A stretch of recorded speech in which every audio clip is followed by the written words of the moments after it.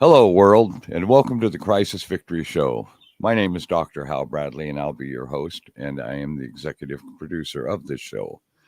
This is our first show that we've had on air live, and we're so excited to share with you a person of extreme interest that has survived extreme crisis events. This is a lady friend of mine that I've known for a few years, and then we were originally connected by my designing and creating a book called Surviving a Double Life. As time went on, I didn't acquire enough interviews to create the book. So what we did is create a Crisis Victory podcast show instead. So without further ado, I'd like to introduce my very first guest on the manifestation of the very first episode, with many more to come. Her name is Lisa Drennan, and she has an amazing story to share with us today. Lisa, good morning. Good morning. It's How are so you? exciting. I'm good, dear. How are you? I'm great. Thank you. Okay. All right. Well, listen, we're going to get into your story here, but what I'd like to do as we create the story, we will do a time frame sequence. My first question that I'd like to ask you about, and this is the most important one, I think, of the entire interview. What prompted you to go down the path that you ended up going down in life? And at what age were you at when you started down that path? Well, I would have to say what prompted me was severe poverty. I was at a point in life where I was a single mother, a teenage mother, and I had at that time a couple children and didn't have any income whatsoever. I couldn't take looking into their eyes crying because they were hungry and not having any food and not having any money. And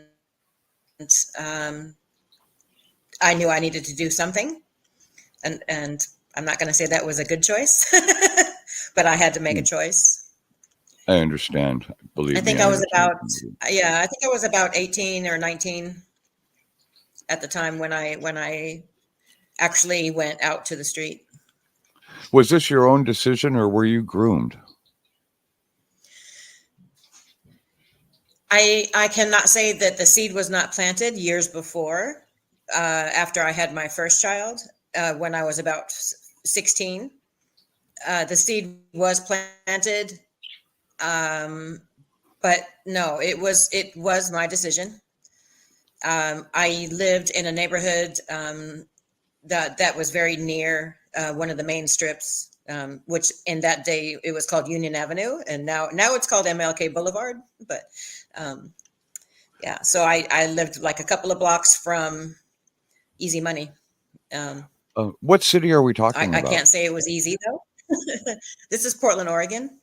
Okay, so you were important at the time that your journey in this path started. Yes, Okay, now I remember in our yes, earlier interview where we discussed the work we were going to do in a book at one time, that you had ended up in Los Angeles. Was this shortly after you entered into the industry, if you will?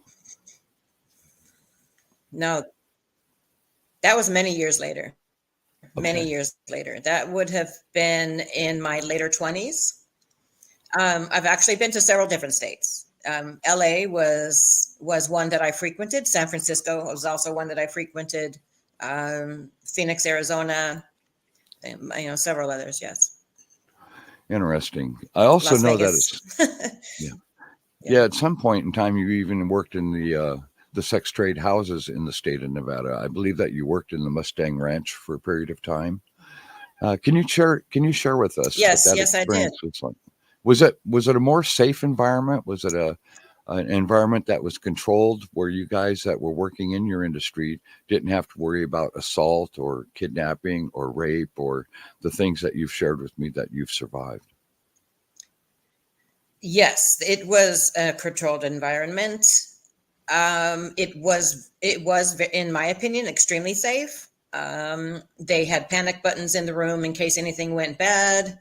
Um, they had staff 24 hours a day up and around. The hallways were very similar to like a hotel room hallway, Mhm. with multiple doors. A lot of people around 24 hours a day. So it was very safe. We also had to see a doctor every week and get blood tests every month. Condoms were not necessarily mandatory, but they strongly suggested we use them. So yes, and in those senses, it was safe. That the emotional and psychological damage that happens, just anyone in that life, takes a long time to notice. But when you notice it, it's way harder to repair. How does that compare to working out on the streets where you're subjected to so many horrific and dangerous scenarios that you've shared with me in the past? If I'm going to be honest, it's a much healthier environment physically. Emotionally?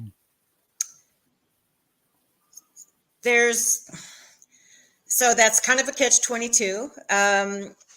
So the work itself has long-term effects and long-term destruction.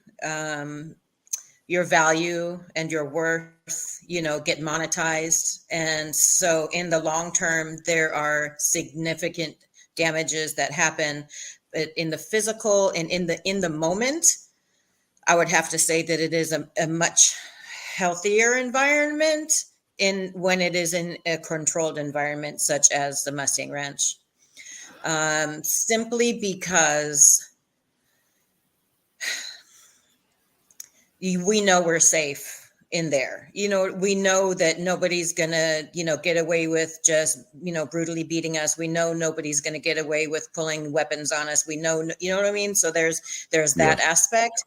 But again, the long-term effect of our self-worth as women is drastically affected. How does it compare working in the Mustang Ranch to when you were working out on the streets in relation to working with other women and that would be in your vicinity? Was it, did you guys that worked in the ranch get along real well compared to the women that were working out on the street corners? Can you share that with us? I would have to say so, because on the street, it's competition. I mean, it's nothing but competition. We are battling for the same money, and in the Mustang Ranch, it is, we line up and the guy chooses. It's super simple. It doesn't, I mean, like there's really no need for competition because we all know that we're going to get paid, eventually, and, some charge more, some didn't, so they did have a minimum base cost, and that we had to split with the house. So in that scenario, everyone that worked in the building, benefited from every person that came in the door. Interesting. Another question that I have for you, Lisa, is when you were out there working on the strip, did you have people approach you that would take control of you, that wanted to basically be your pimp? And how would you deal with that when you were confronted with those? Just run. So that's really the only way I can describe it is, and yes, that, people would come up and kind of chase you down the street, like literally, depending on where you were, in what city. Like San Francisco, for instance, they kind of have designated sections of the town at night, that certain persons would go to find sex, and sex workers, and the sex workers knew, the police kind of had them sectioned off, not, it was kind of it was just designated areas, basically. The women who were in the sex industry were in one section, the addicts that were in the sex industry were in another section, and then transgender and that demographic was in another section. So we all kind of stayed in our sections, and in my experience, it didn't matter which section you were in, somebody was going to chase you down the street and try to procure you. So sorry, I can't even say that word. Well, they would try to recruit you, as I take it. Yeah, they'd try to recruit you and secure your funds and whatever, so yeah, I mean, you just run. You just kind of, in your stilettos, you just run down the street. So and try to get away from them. If you need to jump in somebody's car, you do. If you need to jump on the bus, you do. So it's go into a store, whatever. So Well, as we develop a story today, and I know that you're it's a very interested in, predatorial business. yes, and I'm excited for you to share with other women that are considering going into this, have contemplated going into this, and also of those that have been in this and how they can get out, which I know that you've done a lot of work in that regard. And we'll get into that later. But right now, my concern is the safety issues that so many of you are confronted with when you're out there. Now, you've shared with me in the past a couple of situations where you were almost murdered. And I would really like for you to share that to the audience so the younger women that are Yes. listening to this today can get an idea before they make that fateful step into that industry. I'd like for you to share to them just exactly what they may be confronted with if they make that choice. Can you do that, please? Yes. So yes, early early on after making my initial choice to take that route, I was regularly abused, regularly grabbed by the throat, and not paid for services. So basically raped. That would happen on a regular basis. I've been left in the woods, beaten and bloody. I've, yeah, it's hard to talk about. So, I mean, Take your time. Take your time. yeah, there's really nothing positive that's going to come out of it ever. I've had my head smashed in with blunt force objects. I've had bones broken, black eyes, bruises. I know that I have come across many murderers, and was simply by the grace of God able to fight my way out. I mean, I come from a very abused background as well, just in my personal relationships. And had I not known how to protect myself, I would not be here today. I can promise you that I would not be here today. If it wasn't for my faith in God, I would not be here today. I cannot even count how many times I've literally said, God help, and something would happen. Either a cop would see me, or a neighbor would turn on a light, or, you know, a truck would drive past me wandering down a dark, you know, wooded area, bloody, you know, I mean, like it's simply by the grace of God and God's protection that I'm here. Well, you know, Lisa, as you well know, this is my 19th year working in the homeless community. I work in trap houses. I work in extremely dangerous environments with people that literally trade their flesh for the next $20 fix. They don't care at that time. Yep. All they care about is the fix. I've had overdose cases brought to me frequently where I administer Narcan kits to them here. I average 2 to 3 of those a year. And what people do that are like in our circumstances where we both survived extreme crisis events in our lives is we offer a place of solitude where they can come to and they know they're not going to be molested. They know that they're not going to be judged. They know that they're in a sanctuary, if you will, much like what you've shared with me at the work that you do today for people that come to you for advice and guidance. And I find that the majority of the young women that I've seen women 14, 15, 16 years old sitting on a couch in a trap house waiting to slam that next bag of dope, and they literally trade themselves for that next hit. And it's heartbreaking to me. And one of the things you hit on earlier that really interested me was the self-esteem scenario that people go through. Not everybody is a strong survivor like you, Lisa. A lot of these women not only carry it for many, many years, but don't find or seek a solution as to how they can realize their benefit and their value to humankind like you do today. And the emphasis of this meeting today that you and I are sharing to the world is to introduce to these younger women and younger men that are out there contemplating entering into the sex trade business, and your advice to them, as you are now a certified counselor. You work with people like this. And I really want them to hear from your heart how you not only survived the experiences that you did, Lisa, but what you've done in so regard as rehabilitating yourself, mending the life that you are into the beautiful, wonderful person you are today that I know very well.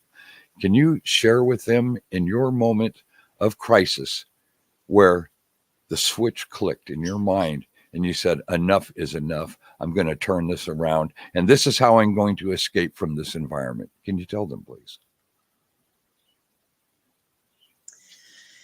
That was many years into the life.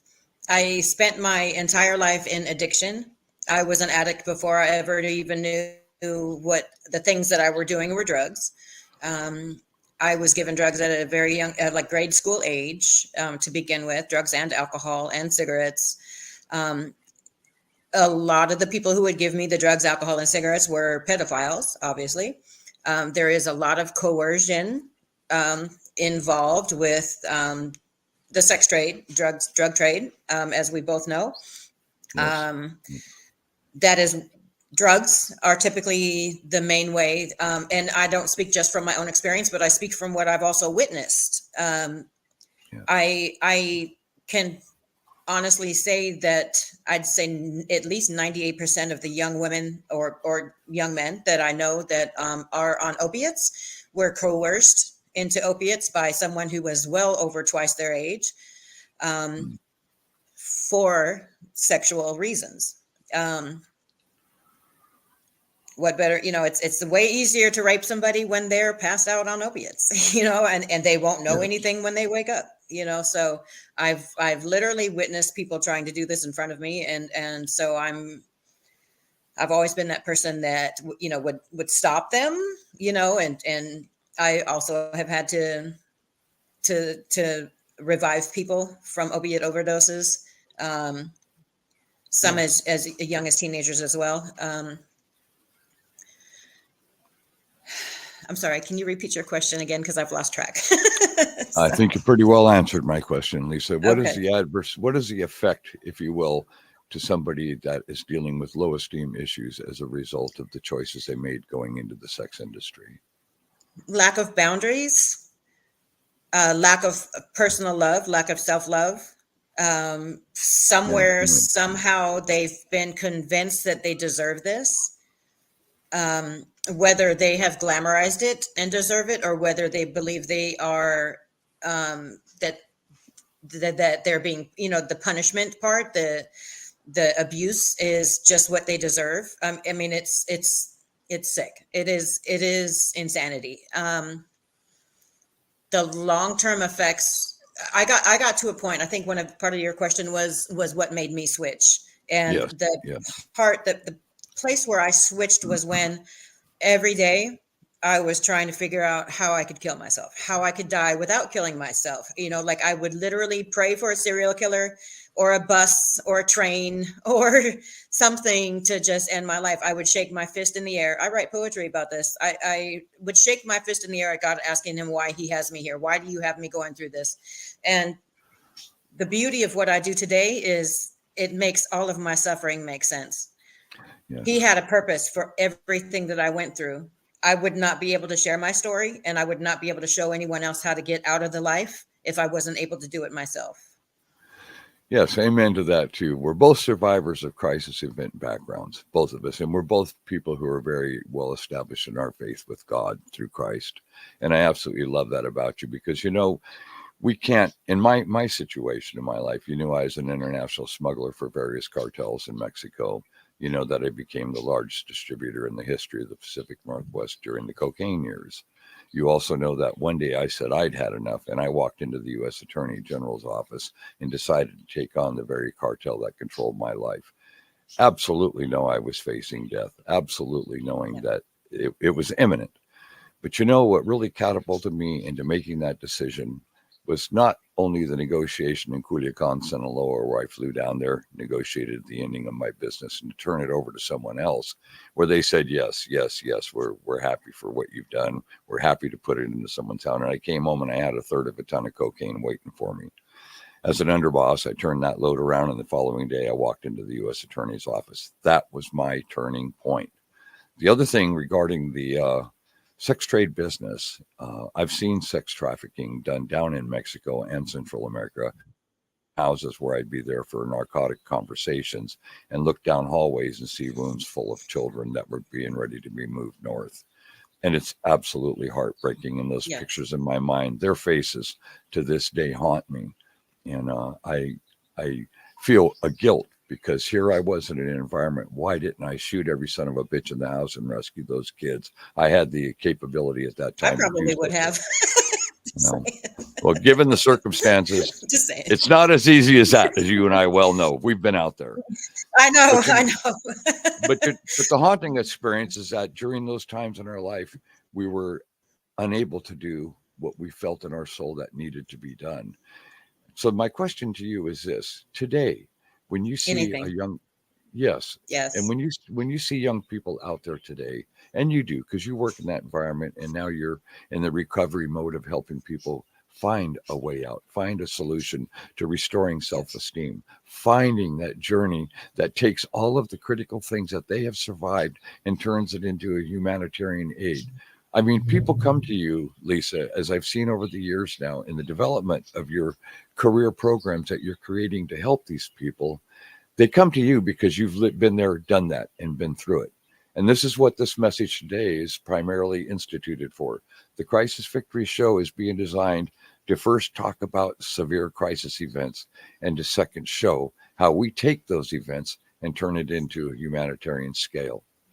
Yes. Yeah, I remember when I walked in and agreed to work with the Department of Justice to take down the Pacific Northwest faction of the largest cocaine trafficking organization in its history.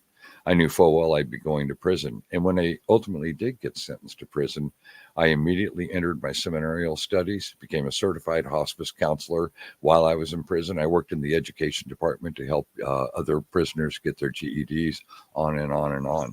The important thing was, Sorry. bless you, sister. Thank you. The important thing to do is to make time in our life and our life journey to be able to not only withdraw from the low self-esteem visages that we have created and carry, but to take and manifest all of that which was evil and bad into something that gives God glory and is good. Can Yes. you share that part of your journey? Yes. So when I first decided to get clean and sober and change my life, I didn't know how. I mean, like I didn't understand.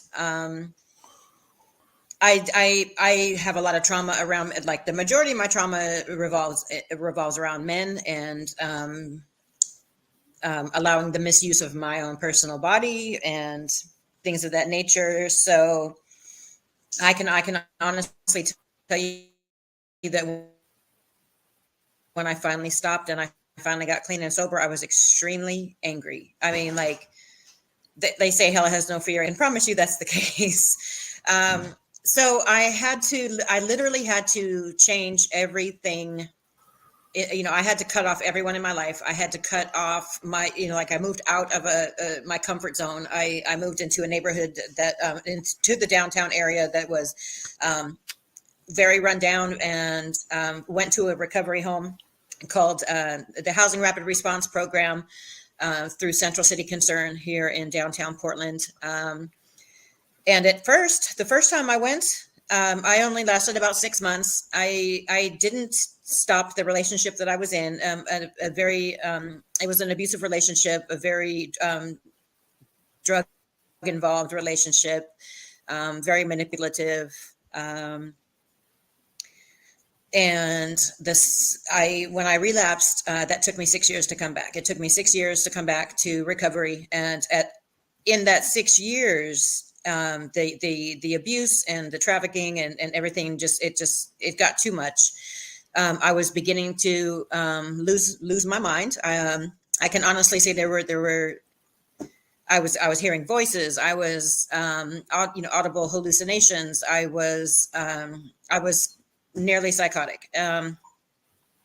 I knew that I had no choice. I either needed to get clean or I was going to die. I needed to change my life or I was going to die. And I was going to die, suicide by rapist or suicide by, a building or, I mean, like there was going to be something. It was either death or find something different. So I went back to recovery and cut off everyone in my life.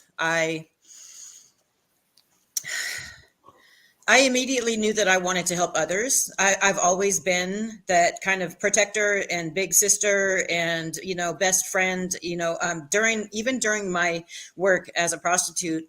I did a lot of, um, I had a lot of people that wanted me to act out as their child or someone else's child. And did a lot of, I really don't want to use the word counseling, but that's kind of, people would just come in and just start telling me whatever was bothering them, and why they were here. And it was crazy. So there was always been like a healing kind of spirit about me. So when I got clean and sober, I struggled a lot with my thought processes. I struggled a lot with my self-esteem and my self-love. I had to actually learn what boundaries were. Yes. The only boundary I had was how much money is in your wallet. So it's still even 4.5 years later, it is still a struggle to set and stand on healthy boundaries. It is something that I feel very empowered by having. I had to watch other women because in the life, there's not many women would gravitate towards me. And so now I pay very close attention to women who have qualities that I admire, like grace and feminine energy and, God, husband, all of these things that I wish I could have had, over the years. So the transformation for me has been mind blowing. I mean, it's like the difference between Mercury and Pluto as far as like what's gone on in my life. And I mean, it's amazing. Well, you hit on 2 points that I'd like to bring back to life right now. One of them, and this is really good advice to the people that are following your story right now, environment and people. Number one, first and foremost, when I was an international drug smuggler, that was one of the things I had to cut off immediately. And you've done that. Yes. And the other thing is, it isn't counseling, it's comforting. And you identified that, you say that, well, it was like counseling. And I get that exactly. It isn't, we're not counselors yet. We're still coming through the fog of the life that we had made the choices in that put us there. But we do find ourselves comforting other people. And that was a trademark relationship that developed between you and I in the beginning years. We sense that in both of us, both being critical survivors of extreme events. One of the events I'd like you to touch on, when we were discussing the books scenario a few years ago, you talked about an incident. I believe it happened up in Portland. It was a snowy night.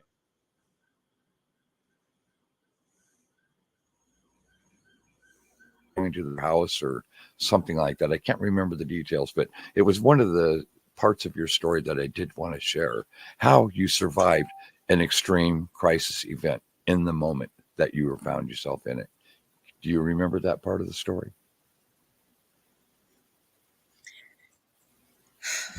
Are you okay to talk about it? I believe you're talking about, yes, I believe you're talking about the last incident where my life was in danger. Yes. It was extremely cold. It was extremely cold and windy. It wasn't quite snowing, but it was definitely freezing cold. It was New Year's Eve, and I had the opportunity to go see my children the next day, and I wanted to make sure that I had some money in my pocket to go have some fun, go do anything other than just sit and stare at each other, and try to enjoy the moments. And there was a gentleman that kept driving by and kept driving by and kept driving by and kept driving by. And finally, when he picked me up, I always made sure, oh, well, I can't say always, but after many years of going through horrific things, I made, I developed skills to protect myself. And one of them would be to park in areas where I knew that if I needed help, I could get it. And if I needed to run away, that I had somewhere to go. So I parked in an area that I knew, that in an apartment complex parking lot, that I knew people who lived there. And I knew that, there was plenty of traffic around. If I needed to run, I could get away. And if I needed to run to someone's door, I could get in, things of that nature. So This person kept fumbling around, I can't find my wallet. Well, when I first got in the car, there was a mag flashlight, the police size mag Yes. flashlight, Yes. kind of perched in between the seats against the dash. And so when I first got in the car, I saw that and I grabbed it, without them knowing it. I kind of, when they had their head turned, I just grabbed it and I put it on the other side of me next to the door. So you were already when we sensing. parked, You were already sensing yeah. something was up. Well, see, I learned the hard way that as soon as I get in the car, I look for anything that can hurt me. So, because I've had a lot of things happen. So, Sure, sure. I immediately look for weapons. I assess my situation. I still do that today. I walk into a room and I assess the room, so, it's just kind of something I don't think that's ever going to go away. Survivorship. It's right. survivorship.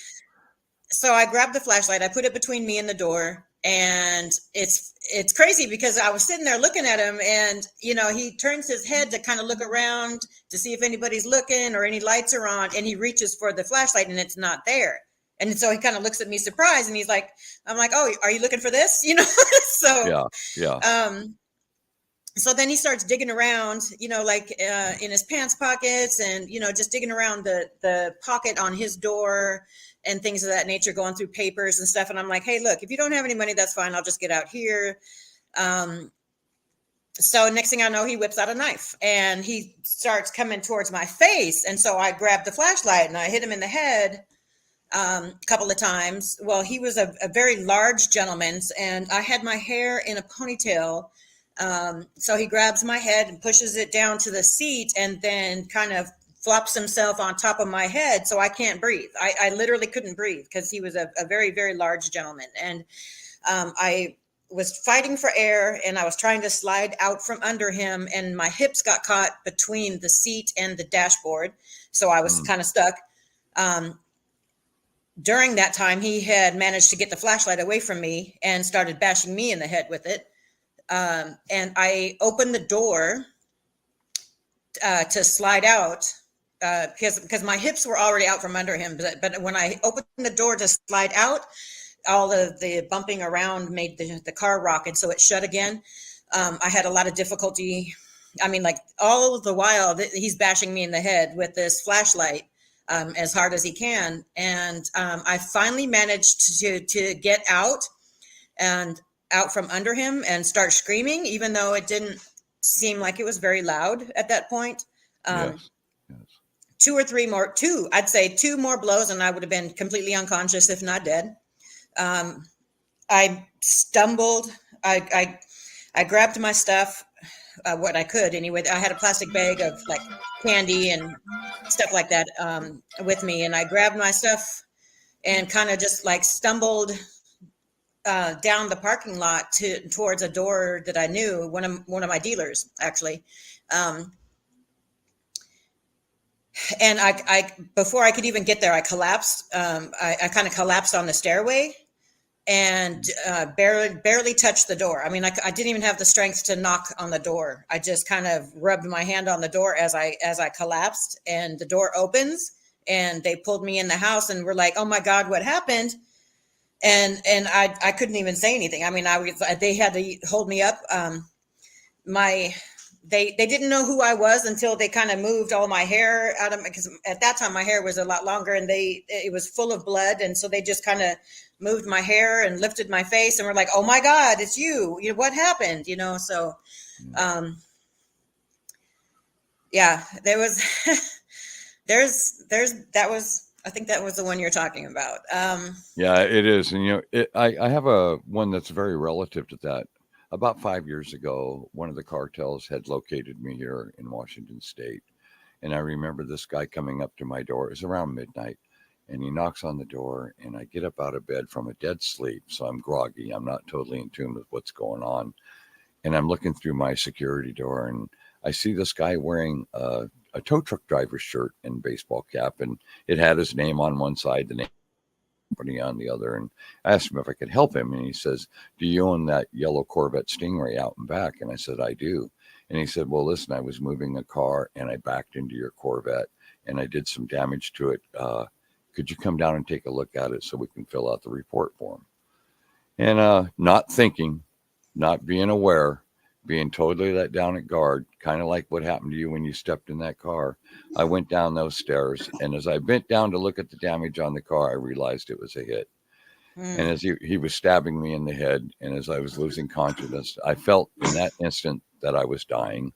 I knew that I was dying. And it was really amazing, Lisa, because in that moment, I also let go of this world. I was ready and accepted that I wasn't going to make it. And within the next few seconds, death was going to occur. And what happened was on the last knife strike, I lost consciousness and hit the ground. And for some reason, the assassin had thought that he had done his job, that I was dead, and he took off. And it was like a lightning bolt that came through me sometime later. I have no idea of the time. Like you, when you're in that moment, when you're in the heat of that situation. And I crawled to one of my tenants' doors, and I barely knocked on the door, in and out of consciousness. And they came out, they grabbed me, they 911'd it in. Paramedics came. The wounds were extreme in my head, and they rushed me to to the hospital right away. Got me to a forensic nurse who was questioning. I kept explaining to them, this is a cartel kill order. It's a failed kill order. It's a failed. But they didn't put it down in their reports, and I can remember Right. seeing so frustrated. Yeah, you understand. And I remember being so frustrated because why the hell would you leave something out of a report as significant as a cartel kill order? And it's I think sometimes that what the police do is they assess a situation based on so many situations that they're in, and they don't know the person, so they don't know that we're telling them the truth. We're trying to explain, but they also, some of them, not all of them, will look down on us because of who we are and because of what we're involved with at that time in our life. And hell, I'd been out of the drug trade for 20 some odd years by then. I was a known pastor in my community that worked specifically in trap houses and homeless camps. I was known, and that's what the frustration lied. But I will say this in defense to the police department. About a month after I recovered and got back into the sanctity of my secured home, one of those two officers did come by, shook my hand, said, "I'm grateful that you're alive." Said, "Boy, that was really something." And I asked him, "Why didn't you put in your report that I informed you that this was a cartel kill order?" And he wouldn't answer the question. He simply said to me, "I just wanted to come by and see that you're okay. Take care, Dr. Bradley." And So left. that is a very familiar type of scenario, as far as things of that nature. So like if someone in my line of work wouldn't have gone, I didn't go to the hospital. No, we don't report these things, which is really unfortunate. Yes. Number one, because we get treated differently when we enter a hospital. We get treated differently by the police. We get literally treated by like a pariah by Yes. everyone in the Yes. community. Even when I was pulled into a car pregnant, 7.5 months pregnant, not working the street, just trying not to be at home when my significant other brought another woman home and told me to go somewhere because we're going to bed. I mean, like even in moments like that, when I was pulled into a car and brutally beaten and raped, I was treated differently by the policeman because I had a record of prostitution. You know what I mean? So Yeah, we're stigmatized. I get it. That's yeah, exactly how they look at it. But in yeah, all fairness, in the 19 years that I've been working out here on the streets, that is the reason why so many people are brought to my house, because they yeah, know that I'm not going to turn them in. I'm not going to call the police. I'm going to assess their situation in the moment and then make a decision what is best for that person. yes, And that basically like what you do today, how you work with so many victimized people out there, and they know that they come to you because you are a sanctuary. You're a safe person. And this takes years to develop. It doesn't happen overnight. yes, But we have shared experiences that people can relate to. So they tend to come to us and trust us more because they know that we are compassionate. We do understand. We are going to listen to what they have to share with us. And then only do we assess the direction that we need to go with them. I have rape victims brought here frequently. absolutely. I have people that are beaten to a pulp brought to me. I have overdose cases brought to me, and they're not brought to the hospital. And I've had people ask me, why don't they just go to emergency? And you hit it on the head. Go down there to be demeaned, looked at like you're less than human. And not only that, but worry about getting arrested because you got felony warrants and you're going to go to jail Yep. and get dope sick. It's not our post to judge somebody about getting dope sick. It's our position to serve God and to help them in the capacity that warrants their needed help in that moment. And I commend Yes. you on that. I know I've followed you now for years, as you know. We communicate quite a bit back and forth, and I see the transformation from going from a comforter to now where you are a counselor. And Yes. as we get ready to wrap up the show today, Lisa, can you take a few minutes and explain the programs that you're in right now, the work that you're doing in the Portland area?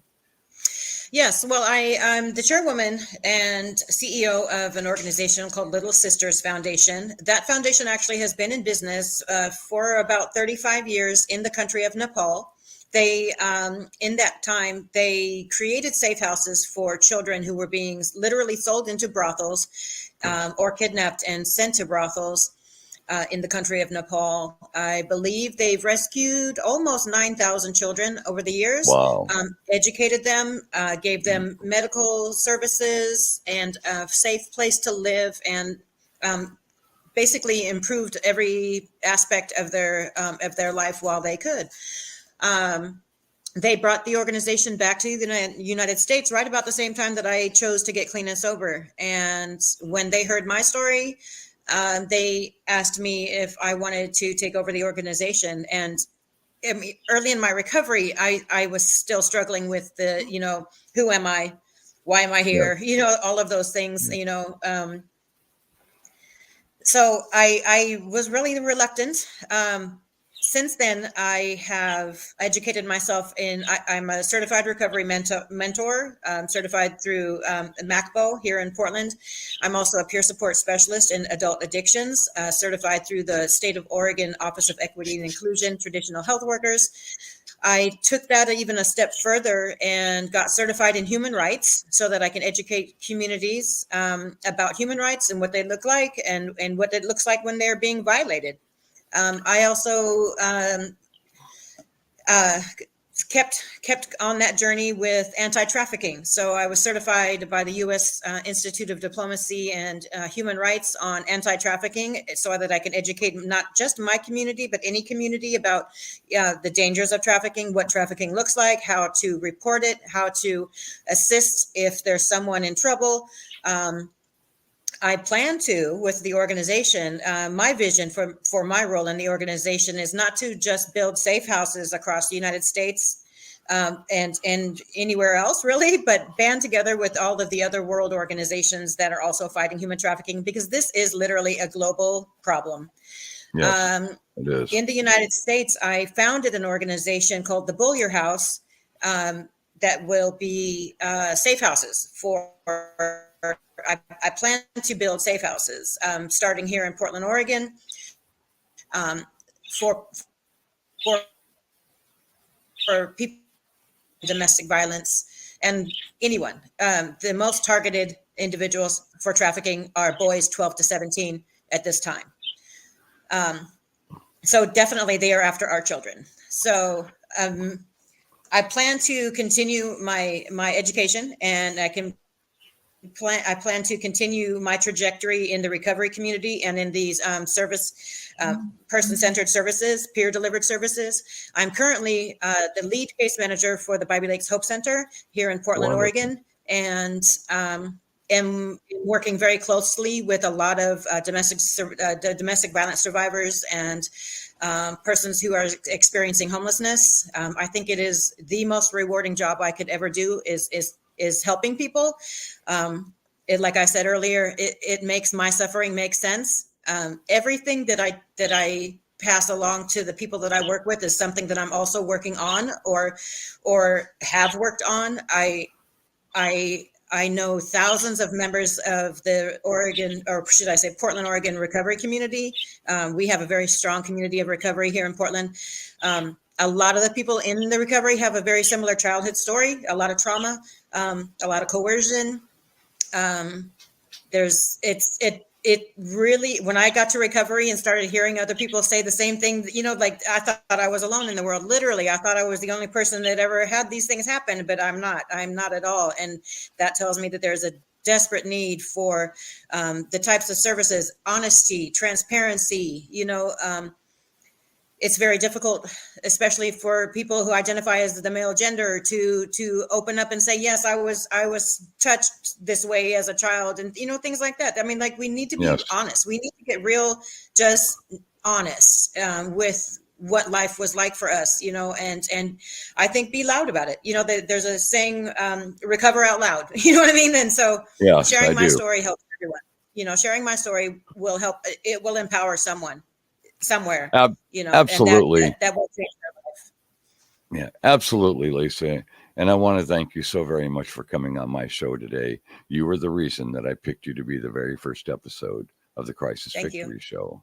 Yeah, I thank you too. And I ask God to bless you every single day and those you work with. I can't tell you how proud of you that I am, because you obviously know how far we've come together in the years of knowing one another. And I've seen this journey. I've seen your manifestation to serving people, and I've seen the truth in it. So, as we conclude today, if you have any final message that you'd like to give to my audience, I'd love for you to share it at this time. Please, the floor is yours. Just yes, my encouragement for the audience, anyone who's listening, is if you know anyone who is being traumatized in any way, shape, or form, be it by a family member or someone in the community, please, if you see something, say something. If they come to you, protect them. Reach out. You can find services. We are all over the place. You just got to keep looking. We'll find you too. Yeah. Thank you, Lisa. Thank you so very much. Mm-hmm. Ladies and gentlemen, if you enjoyed our show today, I would absolutely ask you to like, share, and subscribe to the Crisis Victory Show. Our next guest that will be coming up, hopefully within the week, will be somebody who was also in the sex trafficking trade. He was kidnapped here in the United States and taken to Mexico, where he was strapped to a bed for 2 years and was assaulted every day of his life. How he survived it, how he came back through it, and what he is doing with his life today will be shared with you in the following episode. Lisa, you know I love you. God I bless love you, you too, sister. Pastor. Can't Thank wait to you. You get, too. and I can't wait to come down to Portland and have a greasy cheeseburger with you, buddy. Yes. Yes. Make sure you share the other gentleman's story with me. I would love to hear that as well. That is definitely something that I would love to use on my websites as well, Yeah, because absolutely. It's we need very, to be very, real honest about it. yeah, it's very powerful. I mean, what he went through and what you've gone through and what so many out there have gone through. Lisa, it takes people like you and the next guest that'll be following you to put the word out, to let them know that Yeah. there is an area of help. There is a place you can go to where you're not going to get arrested because of what you just survived. We need to sit there and support these communities, if you will, like you and I are both doing today, with no reservation, nothing holding us Yes. back. It's the grace of God, and He gets the glory as a result of our. Amen. I know, sister. I love you, Lisa. Have a great day, and I God love you bless too. you. Thank All you for right. being on the show. Bye-bye. Bye, honey. Bye.